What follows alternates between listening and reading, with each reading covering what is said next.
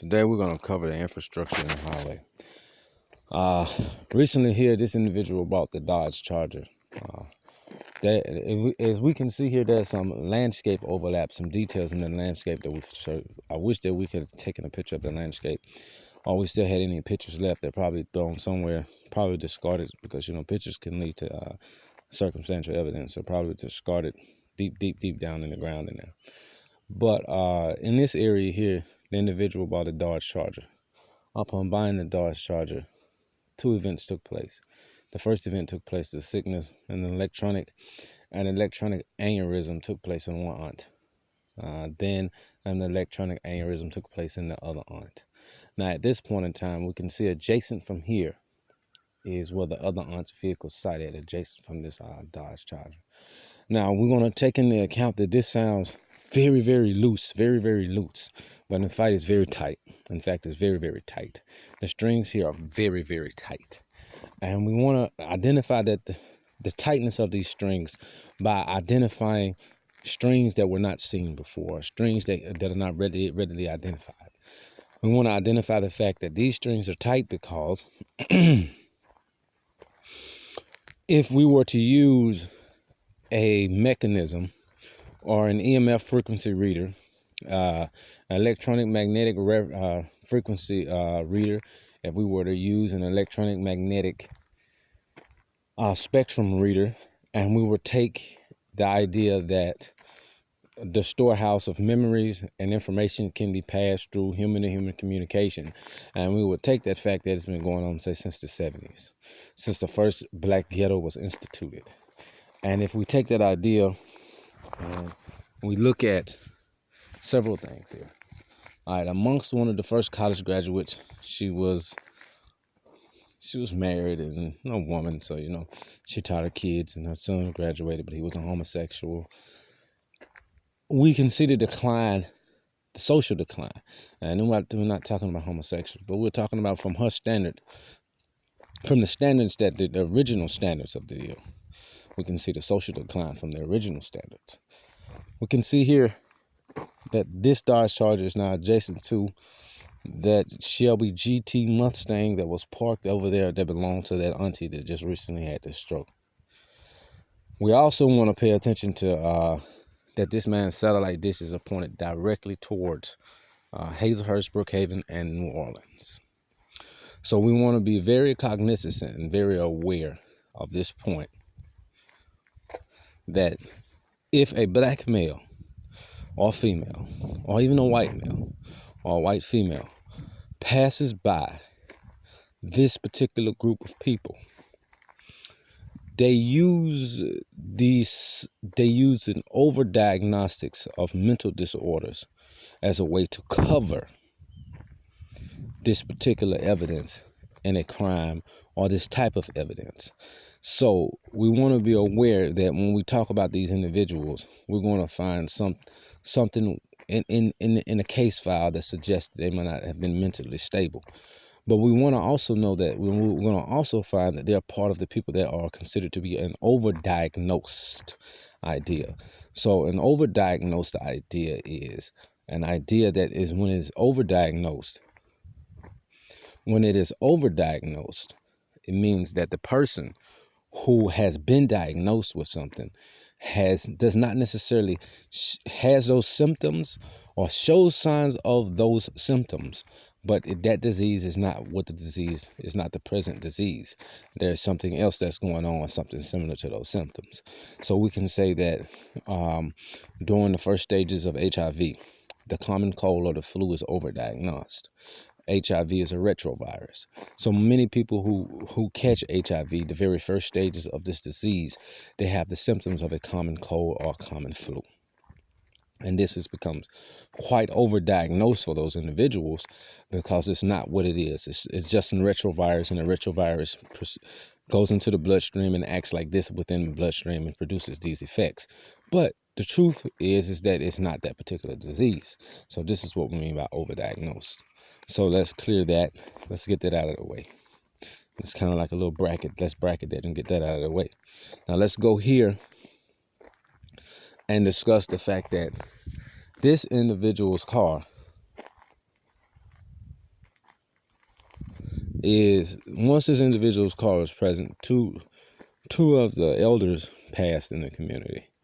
Now, we don't know what association this means, but we're going to take it like we know exactly what's going on and that we're not tying loose strings together. We're going to take it like we're telling a story. And the story that we're telling here, before we get to the infrastructure, we're going to take it like we're giving a visual story, a visual detail of invisible magnetic frequencies. And here we go. Invisible electronic gang harassment, gang stalking, magnetic frequencies. We're going to take it like that. This individual here,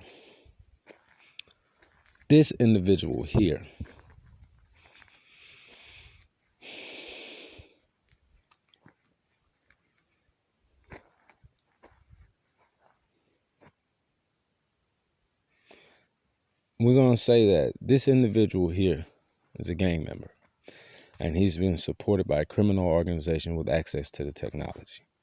And we're going to say that his family, his family's friends, and his family members are gang members. And we're going to say that they're gang members, and by being supported by this form of technology, and by being supported by this particular type of behavior, we're going to say that those two dishes there are not only dishes for this nature of entertainment. We're going to say that those two dishes there are not only dishes for the nature of entertainment. We're going to say that those two dishes are there also for the passing of frequencies and economic and social development, and that they maintain the social hierarchy through a hidden network of criminal organizations. And we're going to say that here, that this vehicle particularly works towards a hidden network, works towards that particular hidden network. And we're going to seek to answer a long answered question I once answered when I once asked when I was in college, and a lot of people we kind of investigated but could not find the answer to. Why would you find drug dealers, gangsters, and people of this behavior driving the same vehicles that the police officers drive? It doesn't make sense. You know, we had tried to answer with internalization of the crime or internalization of it, the prison institution.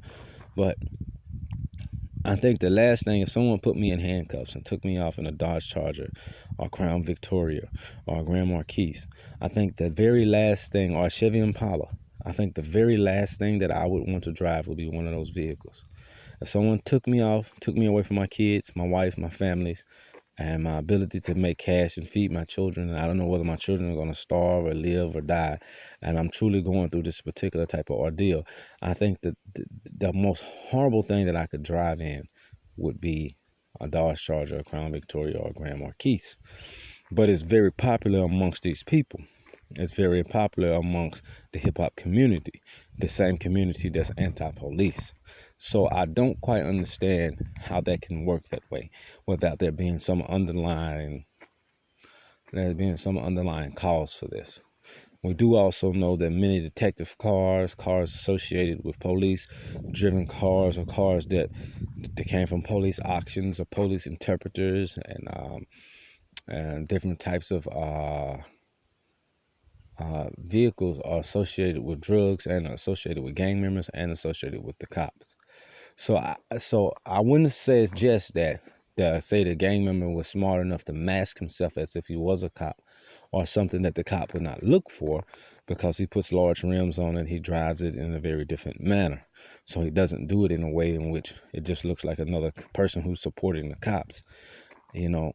So we want to make sure that we're aware that there's some turnover. There could be some physical turnover between them and the police station. And in fact, no, I mean, there's really not, because as far as the vehicles are concerned, they're either auctioned off or melted down once they're caught.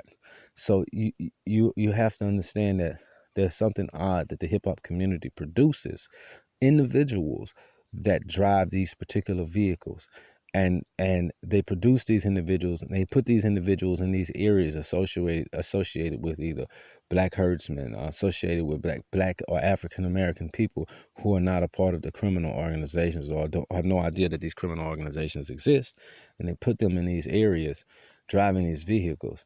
And once they put them in these areas driving these vehicles, then they become heavily or colloquially associated with this prison or drug culture. I myself used to drive an Impala, and I've driven a Cadillac, but I drove a Cadillac because my grandmother drove a Cadillac and my grandfather drove a Cadillac, and they were herdsmen and they thought it was a sign of success. And the only other people that drove Cadillacs in that game or in the crime world were pimps. And when pimps drove Cadillacs, their Cadillacs was tricked out with chandeliers and this and that. And my Cadillac was all factory, just real nice, had some rims on it, but I went back all factory as soon as she gave me a little trouble with my transmission.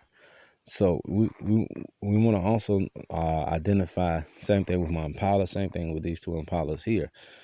Same thing with what's going on over here, is that this stereotypical nature of cars that's being bought, or type of cars that are being bought, are cars that are heavily associated with the crime world. So that means that the only turnover between the cars not associated with the crime world are the Nissan Altimas and the Nissans. Now, but the Nissans tend to be more associated with the female crime world, where the females typically are the prostitutes, and they typically drive Altimas and Maximas and things of this nature. So we want to heavily know that majority of the females drive Altimas and Maximas, and they're heavily associated with prostitution or the sex trade in that particular area. So we want to make sure now. Let's get to this. All right, in 1990, between 1990 and 1995, let me give you 2.5 years, so it's only a little significant. 1990 to between 1992 to June 1992, this particular part of the highway was first blacktopped. We had a road supervisor who was, as we determined at that time, racist. And he decided that he was not going to blacktop this particular part of the highway. This was a part of the highway that he didn't want to blacktop. One,